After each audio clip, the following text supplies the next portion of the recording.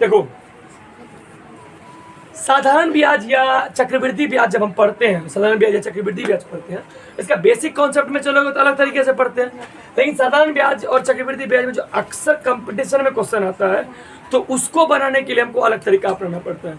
यदि जैसे इक्वेशन लिखा हुआ है, जो इक्वेशन को जब हम बनाएंगे, तो इक्वेशन को बनाने के लिए एक चीज ध्यान देना कि इसको जब लॉन्ग में बनाएंगे तो लॉन्ग में कितना बनेगा, और फिर हम इसको बाद में शॉर्ट में बनाएंगे, अंत में इसको हम फिर शॉर्ट में बनाएंगे। पहले हम इसको लॉन्ग में बनाएंगे, लंबा इसका आंसर निकालेंगे, लंबे तरीके से आंसर निकाल लेंगे, ठीक है। उसके बाद हम इसको शॉर्ट में बनाएंगे कि इधर शॉर्ट में कैसे बनता है, ठीक है, क्लियर। अब पहले सवाल को पढ़ते हैं, ध्यान दो। सबसे फर्स्ट पॉइंट सवाल में दिया क्या क्या, ये पहले पढ़ो। सवाल में दिया है कि कोई व्यक्ति जो 300 रुपया को 4% वार्षिक ब्याज की दर से किसी व्यक्ति को 2 वर्ष के लिए दे दिया। कितना वर्ष के लिए दिया? 2 वर्ष के लिए दिया। तो साधारण ब्याज और चक्रवृद्धि ब्याज का जो अंतर है वो मेरे को पूछा गया है। मतलब साधारण ब्याज भी निकालेंगे और चक्रवृद्धि ब्याज भी निकालेंगे, दोनों का जो अंतर होगा, घटाव जो होगा, वो क्या होगा, हमारा आंसर होगा। लेकिन प्रश्न ये आता है कि अब साधारण ब्याज निकालेंगे फिर चक्रवृद्धि ब्याज निकालेंगे, दोनों निकालेंगे ना पहले, तो दोनों निकालते हैं लॉन्ग प्रोसेस में। फिर हम तुमको इसका ट्रिक्स बताएंगे कि ट्रिक पे इसको 1 लाइन में कैसे सॉल्व कर सकते हैं, ठीक है। आओ हम इसको देखते हैं पहले। तो पहले इसमें दिया जो रुपया दिया कोई व्यक्ति, तो वो दिया होगा मूलधन। मूलधन मतलब पी, कितना हो 300 रुपया, मूलधन मतलब पी। दूसरा कितना परसेंट रेट क्या लगाया था, दर क्या था उसका 4%, और टाइम जो लगाया हो, समय जो लगाया हो, वो 2 वर्ष के लिए दिया, ठीक है, 2 वर्ष के लिए दिया गया मेरे को। अब आते हैं, तो पहले तो हम इसका सिंपल इंटरेस्ट निकालते हैं, साधारण ब्याज निकालते हैं।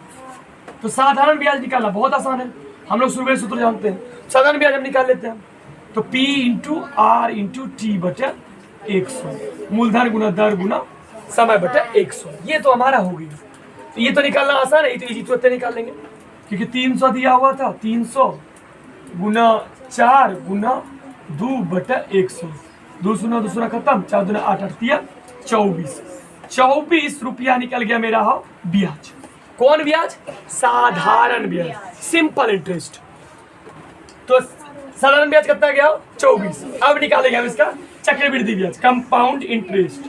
कंपाउंड इंटरेस्ट देखो क्या हो जाएगा, compound interest P into 1 plus R बटे 100 पर पावर T माइनस 1।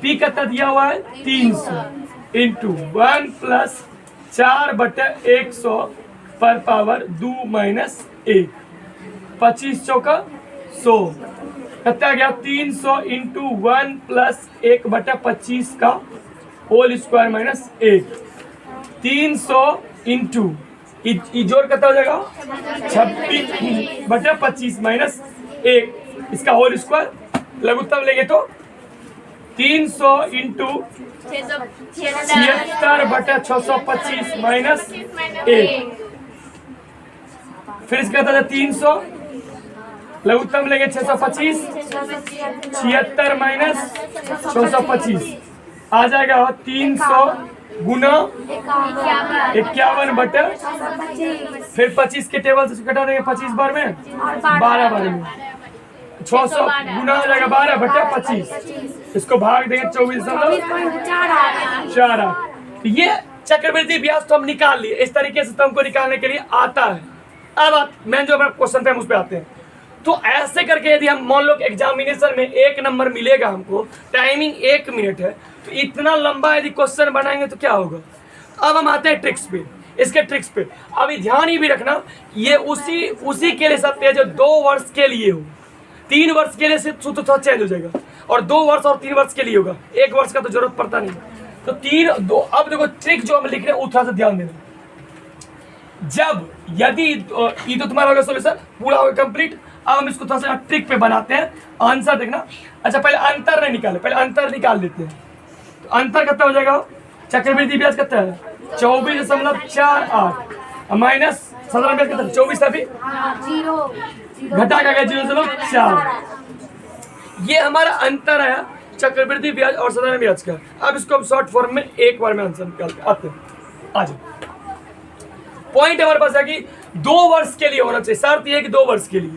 तो इसमें लिखेंगे मूलधन यानी कि मूलधन बराबर तो हम इसको फिर सूत्र में लिख देंगे, मूलधन बराबर चक्रवृद्धि ब्याज यानी कि CI माइनस SI, चक्रवृद्धि ब्याज और साधारण ब्याज का अंतर। ये जो तुम निकाला चक्रवृद्धि ब्याज और साधारण ब्याज का अंतर है ना, गुना 100 का स्क्वायर बटे R स्क्वायर, R मतलब हो दर का स्क्वायर। तो अब हम इसको, मेरे को क्या निकालने बोला था, चक्रवृद्धि ब्याज और साधारण ब्याज का अंतर। मान लो चक्रवृद्धि ब्याज और साधारण ब्याज को मान लेते हैं x। अब एक सूत्र बनाते हैं, तो P बराबर हो गया x गुना 100 का स्क्वायर बटे R स्क्वायर। x के है चक्रवृद्धि ब्याज और साधारण ब्याज का अंतर। अब आते हैं सूत्र की, P कितना दिया हुआ था 300, x नहीं पता था नहीं, 100 गुना 100, दर कितना है 4 गुना 4, 25 चौका 100, 25 चौका 100, ठीक है। अब आते हैं 300 बराबर कितना आ गया x गुना 625, ठीक है। चलो अब आते हैं इधर x बराबर 300 बटे 625, ध्यान से देखो 300 भाग इधर जाएगा ना, तो 12 बार में और ये 25 बार में, 12 बटे 25। अब 25 से भाग दे दो 12 में, ठीक है, 0.0, 25 चौका 100, 20 दशमलव दे दिए, फिर 0, 25 अठे 200, कितना बार में आया 0.48 रुपया।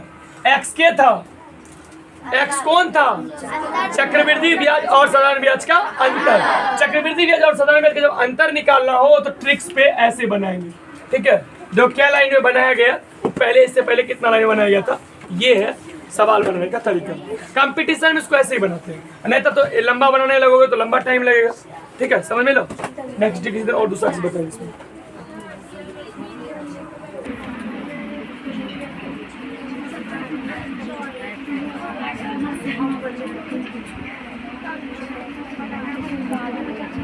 हमरा